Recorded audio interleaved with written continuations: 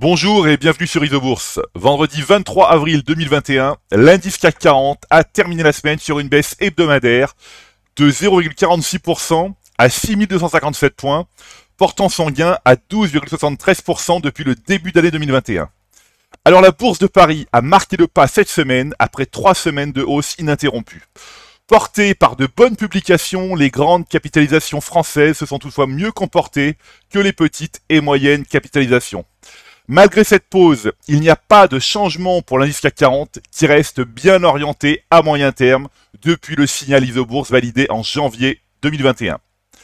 Avec une perte hebdomadaire de 1,56%, l'indice CAC Small a terminé dernier des 3 compartiments français.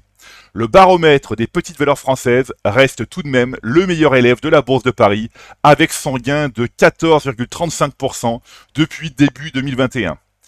À moyen terme, la tendance de l'indice CAC Small est toujours haussière depuis le croisement haussier des courbes de pression Isobourse 5 et 20 mois validé à l'automne 2020.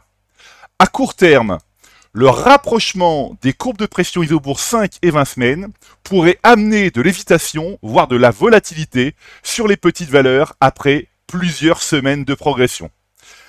D'ailleurs, pour aller plus loin dans l'analyse du segment des small caps françaises, il est intéressant d'observer le consensus Isobourse sur les valeurs de l'indice CAC Small à moyen, puis à long et enfin à court terme.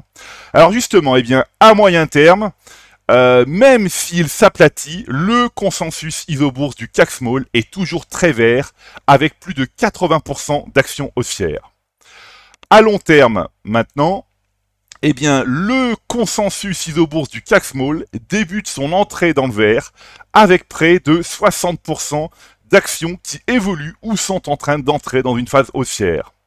Et enfin maintenant, à court terme, et pour justement étayer ce que je disais précédemment, nous voyons clairement ici les deux zones rouges et vertes qui s'apprêtent à se rencontrer.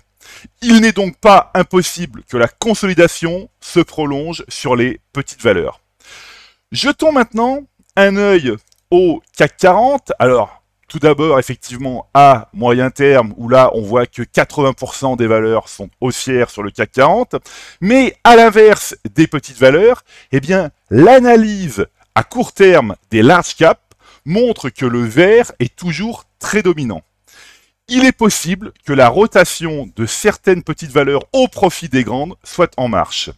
Mais comme je le répète régulièrement dans mes chroniques, il est important de savoir distinguer les retournements majeurs des simples phases de consolidation. C'est pourquoi il faut garder en tête que dans un marché haussier, les corrections peuvent être violentes mais courtes. Voilà, écoutez, c'est maintenant à vous de faire le point de vos valeurs en portefeuille avec Isobourse. Je vous donne rendez-vous pour ma prochaine chronique et d'ici là, restez avec nous sur Isobourse.